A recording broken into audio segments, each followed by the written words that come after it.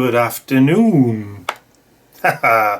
So today's project, I'm going to be playing with this fabulous life-sized skull that I picked up for very, very cheap at a home bargain store, and it's just made out of plastic, but it's absolutely fantastic. I had 3 of these sitting on my kitchen windowsill for quite some time. A couple of them have disappeared, and Ian has made some fabulous steampunky kind of project with them, but I wanted to create something steampunky but still Halloweeny, using this skull and this old book that I have. Now this book was gifted to me a long time ago by Diane Reevely herself as part of a workshop that we were doing quite some time ago. I've systematically taken all the pages out and used them for art journal projects and that kind of stuff, but I didn't want to throw it away. I wanted to use it again, so I'm going to use this as the base for the project. I'm going to cover it with a sheet of 12 by 12 paper from Graphic 45. Now this is from their newish Master Detective set.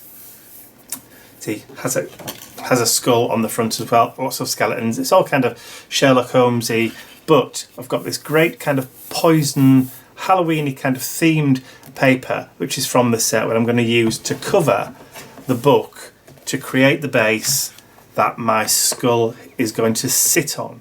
Now you can also see that I've got some MDF laser cut cogs here that I'm also going to stick and glue onto the sides of the skull before painting and rusting this skull up a bit. So let's just get on and do. So I'm going to put these to one side for now, and I'm going to concentrate first of all on sticking the cogs down onto the skull. And to do that, I did have somewhere, I've picked it up and put it down. I don't know what I've done with it.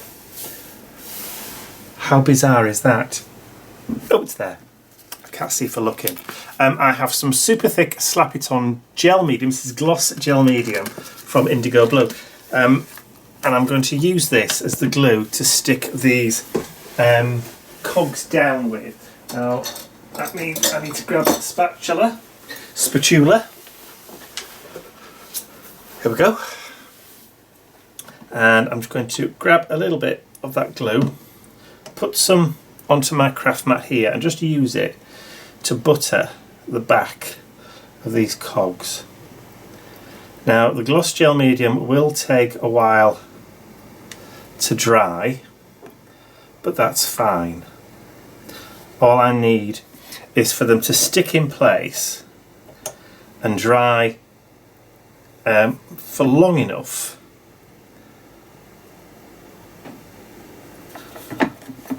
Let's move that one up actually, and move that one down there. That's better. Use the eye ridge there as a kind of natural resting place for them. I'm not going to need a lot, so I'm just going to add those bits there. Just wipe off the excess. This will be painted, so it's not desperate that I need to clean everything off perfectly straight away. I'll just grab an old small detail brush so I can just remove some of that gel medium from around the centre.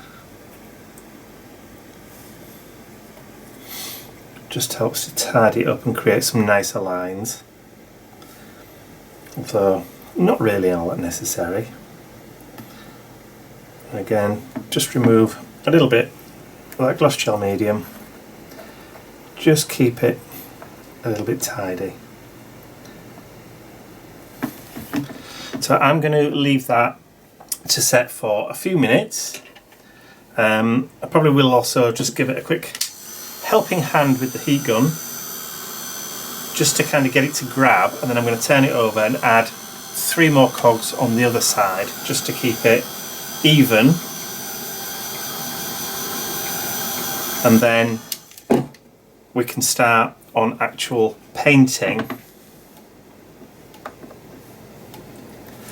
with all this skull with gesso.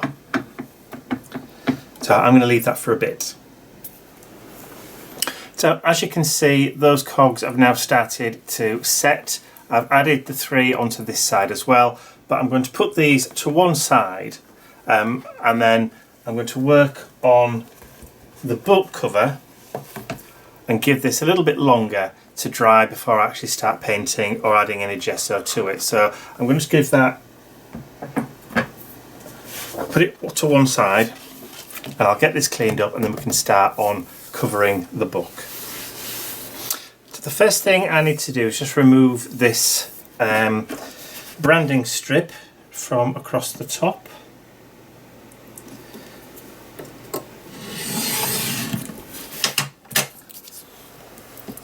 So now that we've removed that strip, obviously the one sheet isn't going to cover both the front and the back of the book. So what I'm going to do is, because one of these is going to be the base anyway, it's not really going to be seen. So what I want to do is concentrate solely on just covering the front and the spine, and then we can add some black card to cover the bottom a bit later on. So all I need to do is to kind of eyeball whereabouts that needs to go. So I think pretty much I should be safe with about that much worth of the paper. And it doesn't have to be exact. So that should just pretty much do it, I think. Then I have some double-sided tape. So I'm going to add a strip across the top.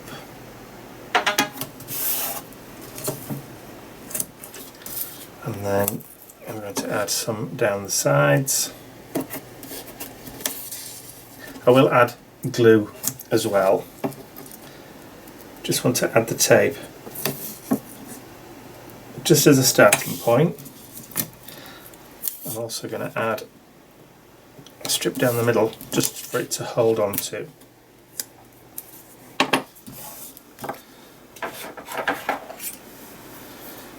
So let's just take off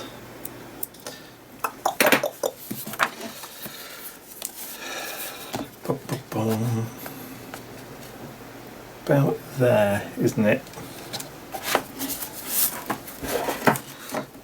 So if I cut across the corner, see if we can try and get the angle right.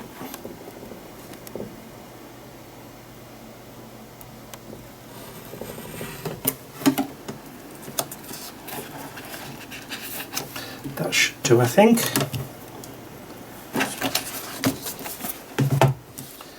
Doesn't have to be totally perfect. We can always touch it up later. I'm not having much luck cutting through with this knife, but I think that's got to do with the double-sided tape. Or that could just be an excuse.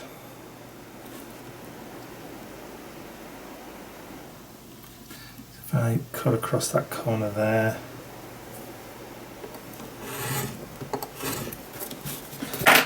Let's see how that's going to fit.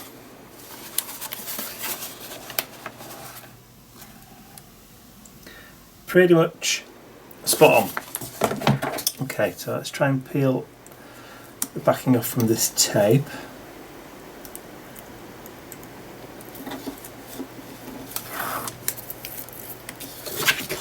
And then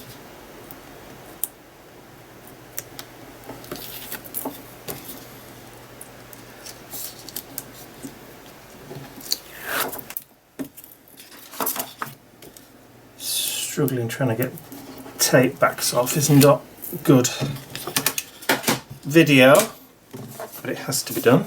Okay.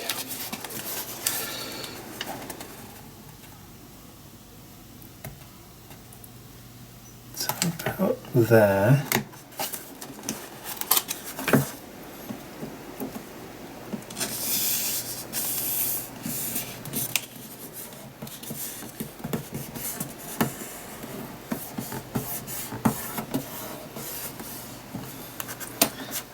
And then I can cut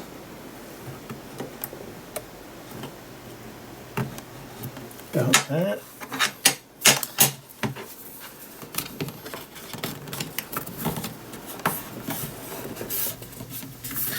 And then do the same thing up this side.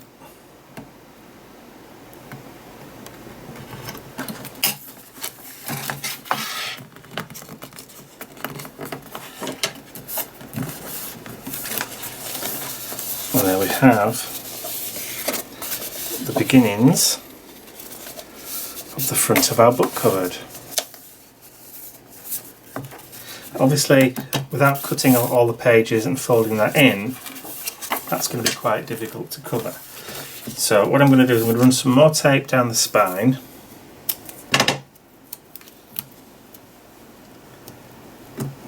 Like so.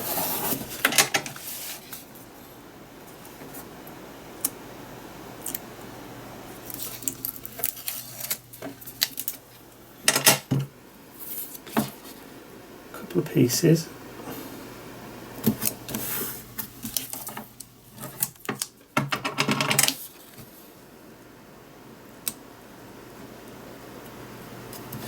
Come on.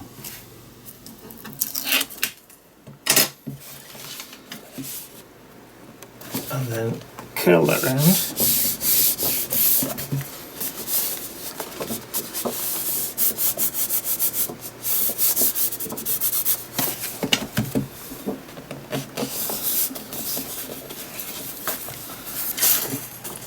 Then I can stick this bit down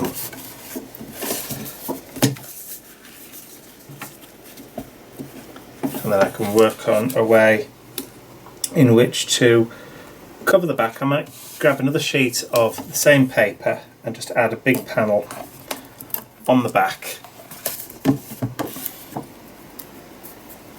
and I've scrunched that up now.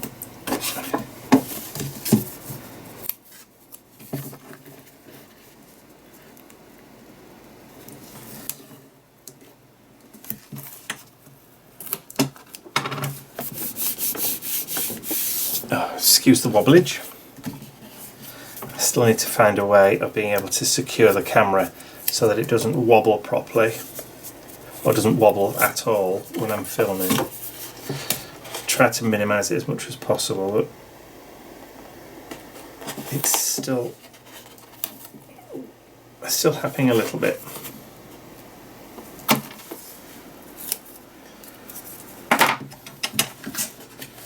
I can't solve every problem straight away.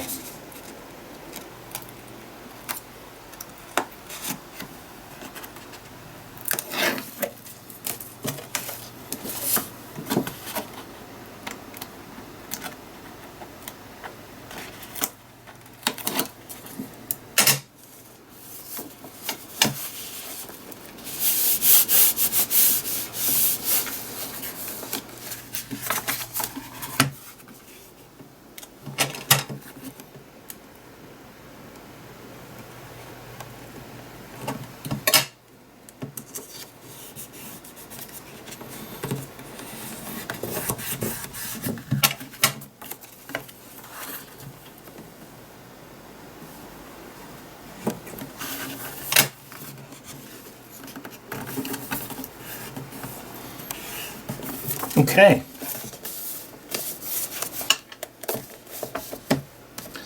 So we pretty much have that base stuck. I can cover this again with another panel later on. I just have to find a way of dealing with these at the side. But for the time being, I'm just going to tuck them in like that. And then we have our base almost done. I will get some black card or something for this. See, I could just stick that down and cover that from about there. That probably will do it actually, considering it is the base. And it probably won't get seen that often. I could probably get away with doing that. Which sounds like a plan. Okay, so I put the kettle on. Can't beat it. So I don't mind admitting that I struggled with doing that. Completely and utterly outside my comfort zone, but I kind of knew what I needed to do to cover it, and it's an it's an experiment when all's said and done. But I now need to make it dirty, so I've brought out my distressing. I have a foam pad. I'm just going to blend it in and just add in a little bit of that grunge now, just to kind of dirty it up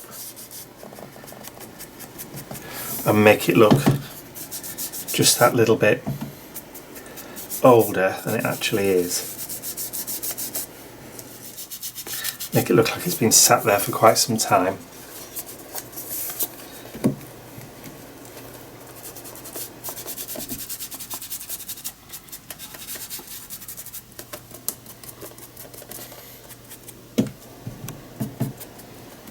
That's the one,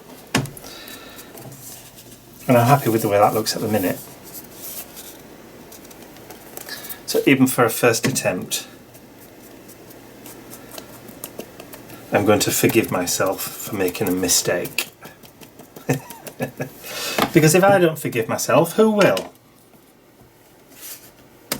Okay, need to set that to one side to let it dry, make sure all the distressing is soaked in and dried nicely. And then we can bring back the skull. So the skull has the cogs on the side, so that's started to set now, enough that we can actually start painting it. So I'm using Dina Wakley Media black gesso, but you can use any black gesso that you want, or even use white gesso, but I'm going to use black because of what I want to add on to this afterwards, as in the rust and the patina. Then the black is probably the best way for this to go. So this is going to take me some time to paint completely and cover the entire skull in the black. I'm even going to go inside the eye sockets and that kind of stuff, because I want it to be the same kind of matte black all the way around. Now obviously the jaw works on this. I'm not anticipating that the jaw will work when it's finished because the paint may seal it, but that's a compromise I'm willing to accept. So I'm going to get the majority of the skull painted first, and then I'm going to worry about getting into all those little nooks and crannies within the cogs a bit later on. So my first job, my first priority is to get the main big coat of gesso and get the skull painted completely and utterly black before anything else. And of course, because this is going to be a kind of long-ish, boring job, then I'm not going to make you sit through the entire thing. So you'll see me paint away pretty much for a few minutes, and then I'll jump to the end where the first coat of black gesso has been applied completely all over the skull. Okay, so the first coat is completely covered, and I've used a smaller brush just to get in between all those nooks and crannies in the cogs. So as you can see, all of the cogs now are completely covered. There are just one or two little areas that need touching up,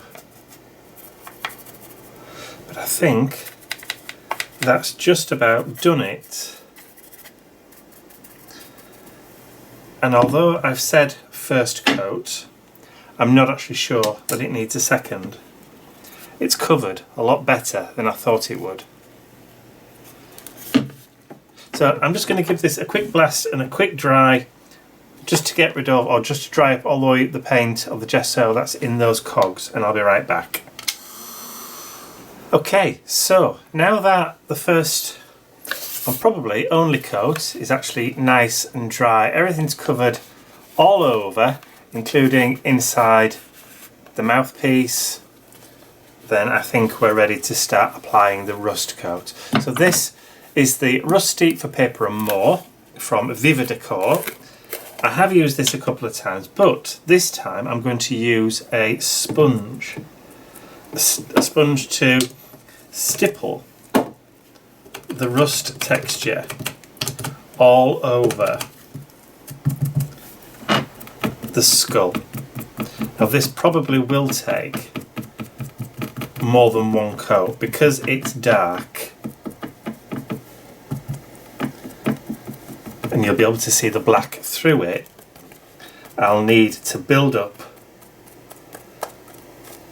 exactly where I want it to go, and of course all those black areas inside the cracks and that kind of stuff we're going to leave and try to not get any of the paint inside there, so that it will actually look like proper texture on the actual skull itself.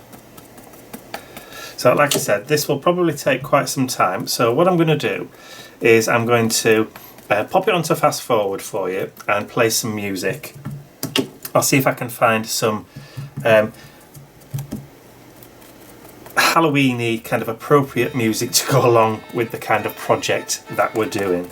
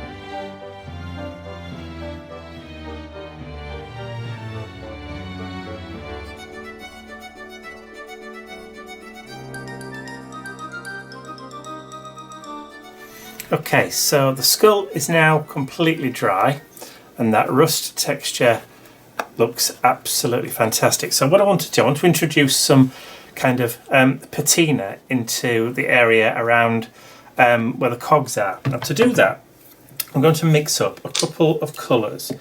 I have like a turquoisey blue, this is called Lagoon, but it's turquoisey blue. But I also want to add in just a touch, bit more green into that mix, and then I'm going to add in some water onto this paint mat because I want it to be a nice kind of green. Now, I'm going to keep on going and adding the blue until I'm a bit happier with that colour mix.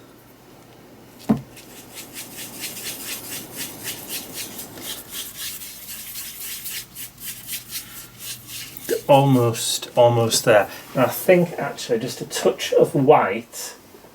Let me see. Oh, let's see if I've got some white to hand. Yes. So just a dollop of white,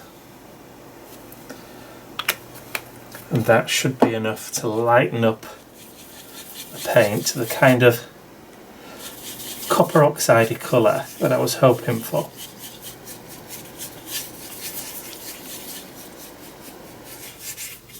almost spot on for verdigris. So I'm going to add more water. I want this quite loose.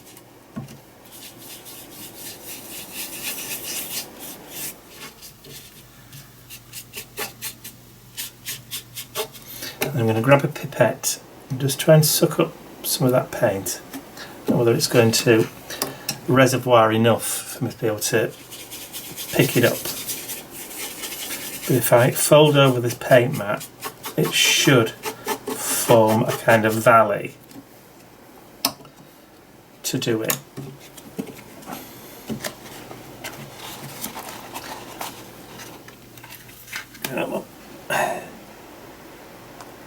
There we go.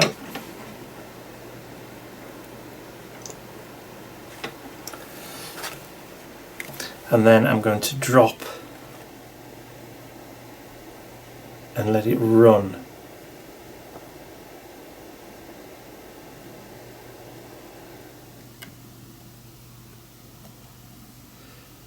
A little more water.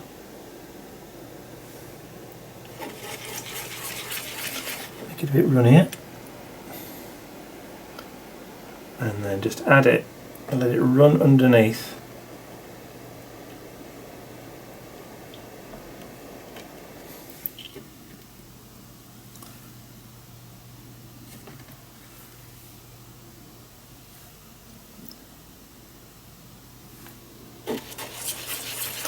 Mix that paint in, make it runny, runny, runny, and then there we go.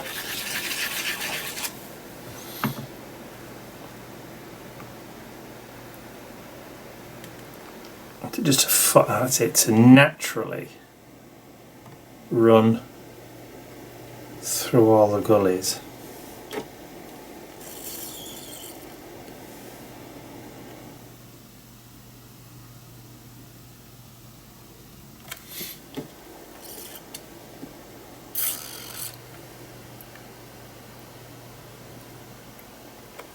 Let it run. Natural. Pick some of that up and then do it again at the other side.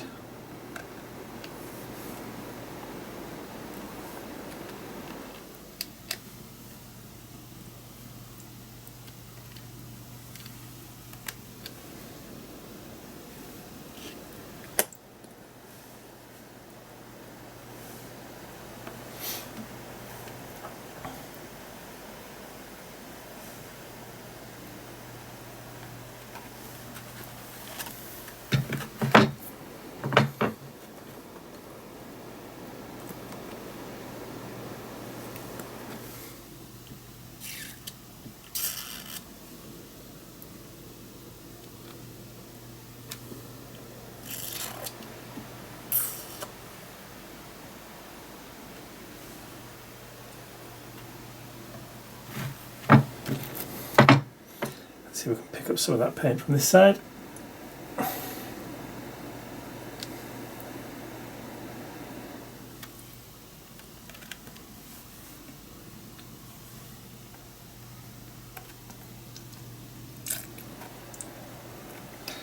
Just get it to reservoir and then drop it in between. Do it so it's natural. So it looks as though the rain has hit it and it's just rusted and run down.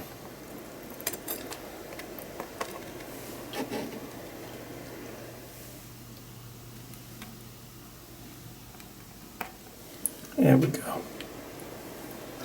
It will dry a lot lighter.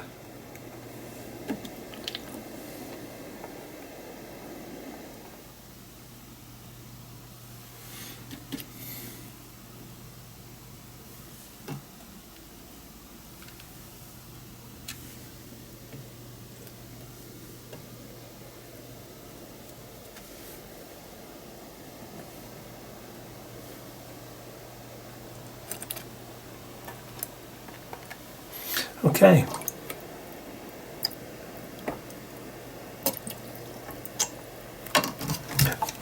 nearly through water everywhere. I'll grab some tissue, some kitchen towel,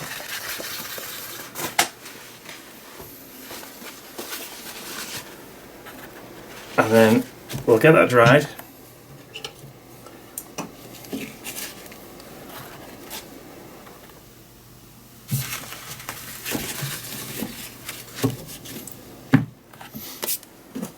Let's bring the heat gun in and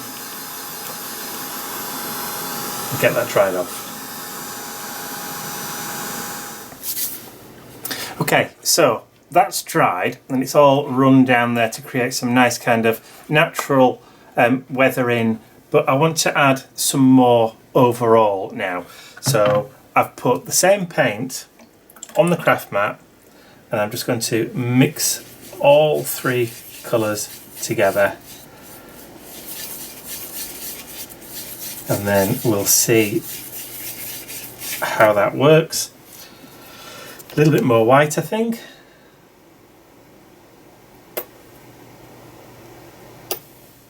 But not a lot, just a touch. A little bit more water.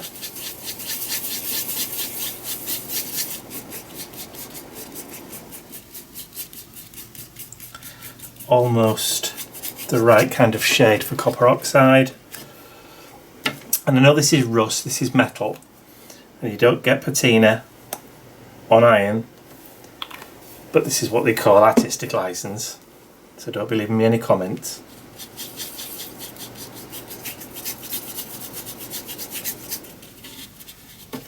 Okay, I think that is just about enough. So I'm going to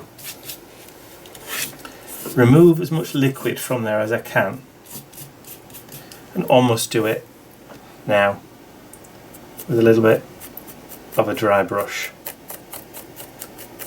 just to give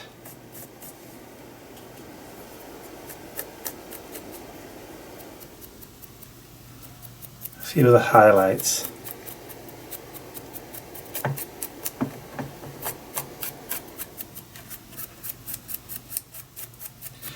Just catch a little bit of that patina on the side.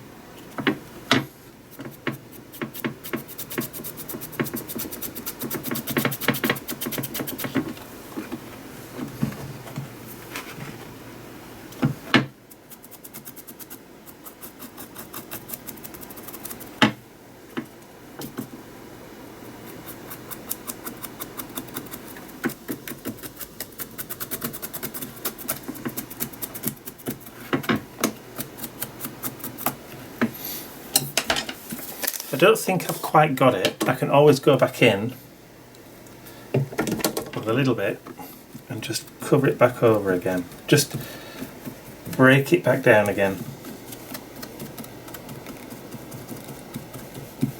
Just cover over where you think you've gone too far and just tone it back down.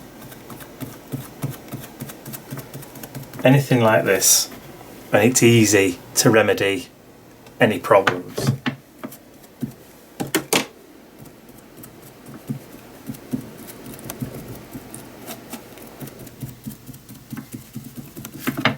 Then just leave it to dry, and then we can do it again. How cool! And we can keep on going until we're happy.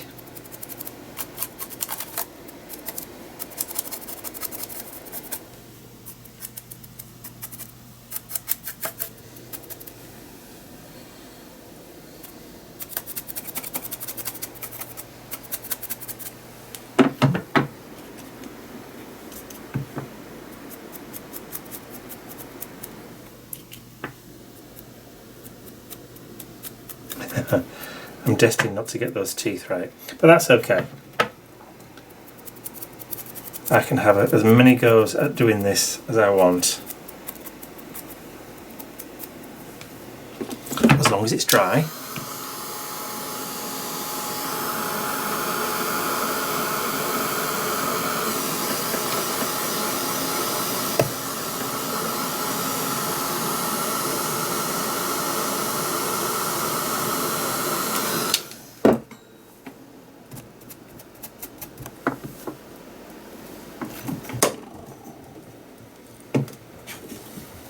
Hello little fella. Mr. Bentley's come up to see me.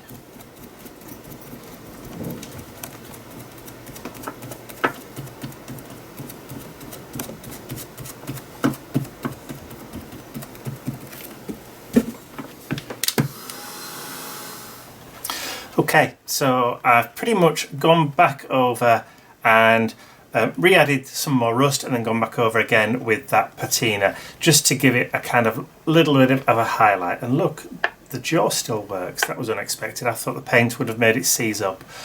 So I've got some natural runs. I've still got the dark parts from the black gesso showing through, which really nicely highlights the teeth and the cracks in the skull.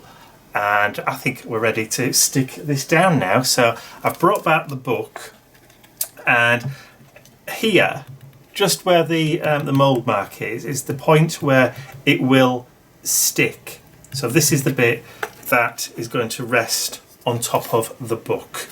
So I've got my glue gun, which has been warming up, and I keep dropping my extra sticks. So I'm going to just put one big dollop of the glue just on that point there, and then just a little bit just underneath there, and I'm hoping that gravity will do its thing.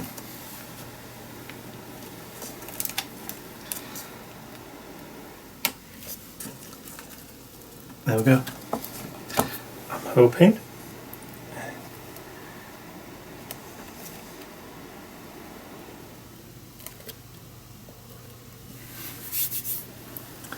So theoretically that should stick, he says. So I'm going to give it a minute just to set, and then I'll do a proper front-on shot so you can see, because you can't really see it from that angle. Doesn't quite work. Okay, so 3 additions to go onto the book just next to the skull here. I have 3 little glass vials, V-I-A-Ls, not vials, V-I-L-E-S, even though they are horrible. This one says toxic. And inside there is some old green embossing powder that I've heated just to make sure it sets. Inside this one, which says for external use only, contains some very microfine glitter. And this one, which says arsenic, contains just some glass chip-ins for texture, that kind of thing. So it looks as though it's got arsenic in it. So all I'm going to do is, using my hot glue gun, is glue them into place just next to the skull. So that's what I'm going to do next. But obviously I can't do that and hold the camera at the same time. So I'm going to do that and then I'll be right back. Okay, so there you have it. Our 3 bottles glued into position. So the beauty about this is that you can add stuff at any time. So there's still spaces here and down the sides that I can continue to add things as and when I feel like it. Things like this. But maybe not.